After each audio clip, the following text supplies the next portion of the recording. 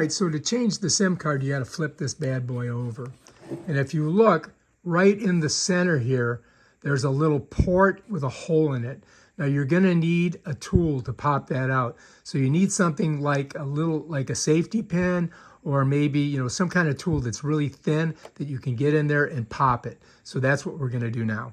All right, to get the SIM card out, you're going to need a small tool or a pin that you can slide into this hole and then put a little pressure on and then pop that little door open.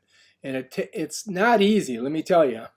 It's a pain in the butt. So I've got this little tool, I'm pushing on it, and then I'm pulling up at the same time.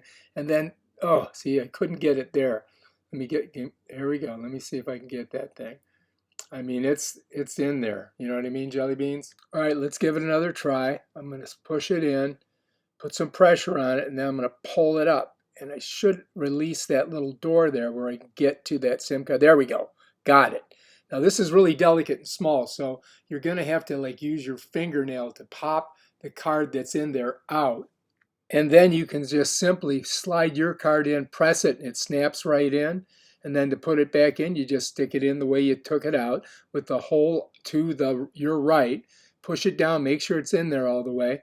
And then we can flip this bad boy over and we can get this thing started so we can use it. Right, if you look at the window there, you see we have 3 bars on it. So it's connected to the internet. And now I think it may do a firmware update, which is going to take a little bit of time. But what I'm going to do is I'm going to speed it up so you guys don't have to sit through that. All right, once that's done, you're going to see that magenta T, and this takes a little while because it's got to power up. You can see it powering up right now after it did put that firmware in. And then hopefully it'll just pop in there and we'll look and see we've got a bunch of bars and we can go ahead and use the internet. And you know what they say, good things come to those who wait. Look, we've got 3 bars right now, so this should show up on our devices now.